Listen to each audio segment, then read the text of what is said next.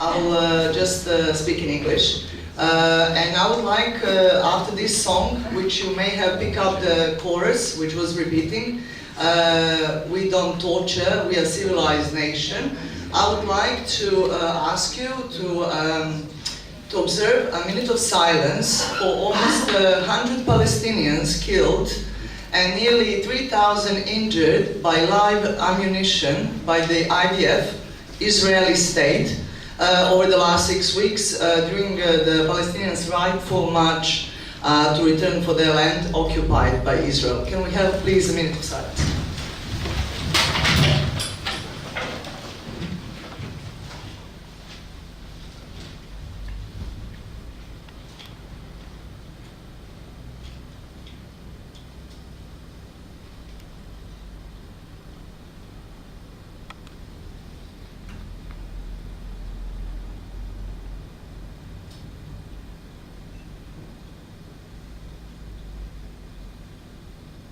Thank you. So, as you may have seen on the program, this will be a panel about revolution in Rojava, or the experiment taking place in Rojava, which is northern Syria. I'll tell you more about it in a minute. Before that, I would like to introduce my panelists. And then introduce a little bit myself. And then I would like to talk, before we start talking about Rojava, I would like to talk a little bit about the concept of nation, concept of the nation state, concept of the state violence, and concept of kind of coming over those, or seeing beyond, or thinking beyond nation state towards a more just, more equal society, especially with the issue of women liberation, full women liberation. So I would absolutely welcome you to join us at any point. If you find my introduction boring, tedious, annoying, you can kind of start whistling or throwing tomatoes at me or something, but you can equally say something nice or kind of clap or whatever. So I will start introducing my panelists from my left, because we should start always with the left. Agron Tufa is a writer born in 1967 in Albania. He studied Albanian philology at the University of Tirana, and there, after that, the world literature at the Literature Institute in Moscow. And after that, loads of books has been written, both novels, poetry, essays, and for some of them he won some very prestigious awards, such as Ređo Suroi, the National Kosovo Award for the Best Albanian Novel, and some others. And he's with us to try to think together about these concepts, as I mentioned. And then we have Cotten, who is again a writer, American-born Austrian writer. She was born in Iowa, but at the age of 5 moved to Vienna. At the moment she lives in Berlin, or between Vienna and Berlin. Her books were acclaimed, and some of her poems have been translated into English, published in various journals.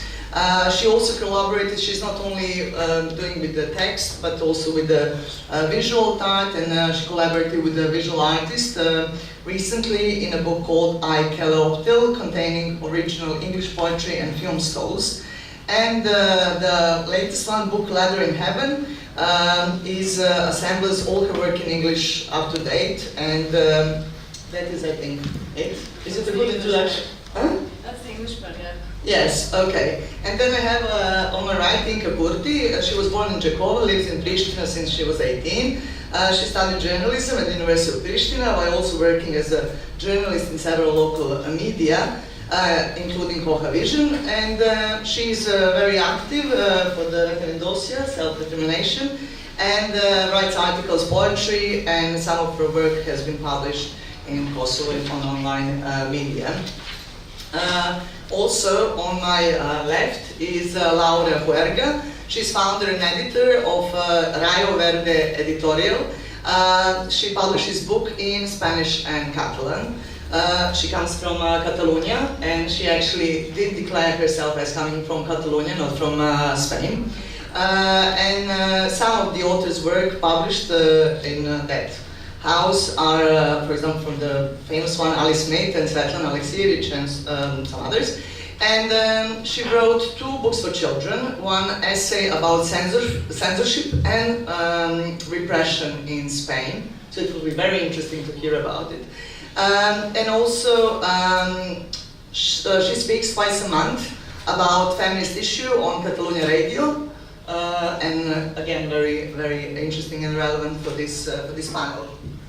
And in the end, but not at least, but not the last panelist, it's on my far left, a very nice position to adopt. It's Elona Pira. She's co-founder and the manager of, please pronounce this instead of me. I wouldn't be able to do it that good, which is online Albanian language magazine devoted to critical examination of key social, culture and political topics, and it's been running for 11 years now. She also has an MA in Humanities, Social Thought from the New York University, and at the moment you work at Cornell, but you live between Albania and US, or? It's primarily in the US. In the US at the moment. Visiting here. Yeah, and I would like to say for myself that I'm deeply concerned for the society we live in, both in the capacity of a human being, mother, and actually someone who is concerned for the earth as well. So apart from doing various jobs in education sector, being an educator, I also translate, write poetry, and I'm very involved in several political activist, let's say, organization. One of them being a grassroots movement called Momentum, who is trying to bring Jeremy Corbyn to power in Britain. And the second one is one collective called Precarious Workers Brigade, which works towards tackling some of the problems living in a neoliberal capitalism. So that is introduction. It's already too much. Meaning we can stop now, you know. But I would still like to say a few things about, as I said, certain concepts that we should start to think about together, and then about communities, what are real communities, what are imagined communities, and then whenever we talk about communities, we also have to mention borders and what borders bring, and especially we will pay attention to how that drawing of borders after the collapse of Ottoman Empire brought quite a lot of problems and conflicts that are still 100 years on, strong and causing a lot of loss of life, as we saw here in a Palestinian case, and a little bit about resisting the mainstream order, and some about liberation movements, different type of uprisings, of which the, let's say, case study will be Rojava. Let's say a very autonomous, important experiment taking place in northern Syria. So I would like to start with this idea of nation and what is nation. So there are several existing concepts, working concepts, because social scientists and political analysts still cannot kind of agree what is a nation. And especially because during the pre-modern times, empires were always marked by this super diversity, which means multicultural, multi-religious, multilingual spaces, but also who imposed a very strong hierarchy among its social groups and classes. And then after the collapse of various empires, after the end of the First World War, we encountered this idea of nation-state and formation of idea of nation, which is fairly new, an invention of modernity. So before that, we only had these communities, and maybe we should start thinking whether this, let's say, project of a nation-state is a good and progressive one, or we should maybe go back and rethink this kind of a notion of communities that lasted for millennia. Yeah?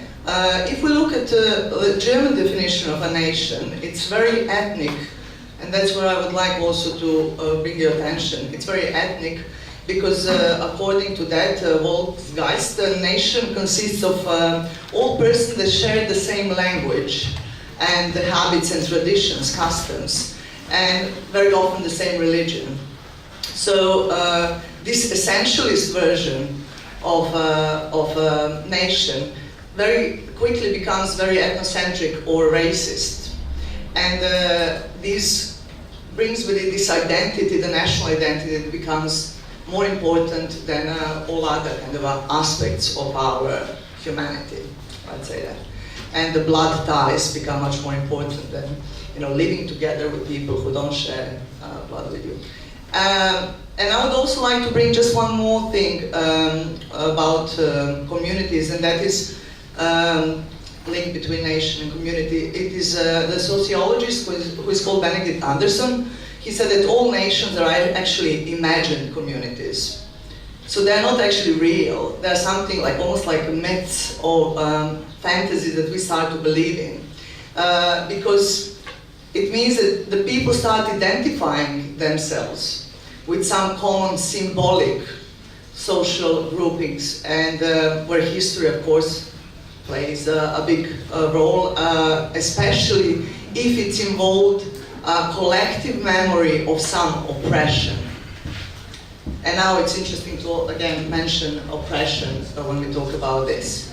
And especially when certain communities were for a very long time oppressed or dominated by other ethnic groups, then we see this national sentiment or patriotism really kind of emerging and getting very stronger. And then this domination started to play a role in a way that these oppressed communities want to rebel, want to resist this order, and want to actually form their own, let's say, states where they will be or become majorities. But whether at that point of departure, when we have a previous minority becoming a majority, forming a nation, whether the social problems disappear or some new problems start to appear, we're going to think about that also, I hope, together. So, needless to say, if we have such a concentration of power in a nation state, we have, as a result, this dominance as a concentration of power. And sometimes we have to talk about this. We know that during the conflict between the state of Serbia, which exerted an significant amount of violence over Albanian population in Kosovo, there was this strong kind of a response to kind of reject that domination, and kind of it starts very often with the truth telling, by telling where we are and how we feel. And so this is this Foucault kind of idea of truth telling as something what is necessary for a social change or for a change of certain power dynamics. And if we talk about Kurdish people, I don't know what you know about the situation of Kurdish people, apart from this well-known fact that they are stateless people. These are, apart from, let's say, Roma, the most kind of numerous stateless people, I think that Kurdish people are the next one. And very often people are familiar with that fact, but not actually going deeper, trying to think how that happened or why it's still possible or how that can be overcome. So because of this oppression and a really terrible living condition for Kurdish people for a very long time, especially from the drawing of borders when they were left in 1922 without a state and become kind of a split between 4 nation states, that being Syria, Iraq, Iran, and Turkey. So we see again some parallel between Albanian nation, Albania is being split between Serbia, Albania, Macedonia and Montenegro, how there was always a source of frustration, that unjust, let's say, borders keeping these people apart. So Kurdish people started organizing in the late 70s because none of the peaceful protests worked, so they formed like something that is now deemed in Turkey a terrorist organization, but it's actually not, even though they did involve in an armed struggle, which is called PKK, that is the Kurdish Workers' Party, who decided to try to fight for liberation and eventual statehood of Kurdish nation. It didn't succeed, so they have to abandon, and they stopped believing actually in a nation state as something that solves societal problems, and start kind of addressing this issue from a different angle. They decided to adopt something of forming little communes where they will have autonomous kind of organization without this ambition, let's say, to form a state eventually, and to see whether with the implementation of some democratic principles, especially putting it at the center of women's liberation, to see whether they can achieve a better society. So this movement, which want a socialist Kurdistan, draws upon the theory and practice of feminism, socialist ecology, and libertarian municipalism in order to transcend the state. And they also have very clearly articulated its aspiration for a post-capitalist and post-state society. So how they do that? They have their assemblies in these 3 cantons in Rojava. One of them, Afrin, being on 20th of January, invaded by Turkey, because Turkey is and have a stronger authoritarian state in the region, doesn't want this experiment of a radical democracy happening so close to their border. So they try to quench that and try to destroy this movement and destroy this experiment. So they are organizing in small communes and small assemblies, solving their real issues and real needs in a way that they can exist in a way almost separate from the state level. And what is at the kind of a core or at the center of that attempt or experiment is a struggle for gender equality. So why is that so? Because we know the power of patriarchal order and where is the place of women or women in that order. So Abdullah Öcalan, who is the imprisoned leader of the Kurdish movement and PKK, he actually made this direct relation between gender hierarchies and the state formation. I'm not going to go now into explain that into details, but basically he referred to women as the first colony. So 5,000 years ago, when patriarchy replaced matriarchate, actually women were the first colonized, not nation, but basically gender or the strata of society. And Öcalan argues that the nation state, all monotheistic religions and capitalism, all constitute different kind of institutionalized forms of that first kind of oppression, that first colony, and this dominant male.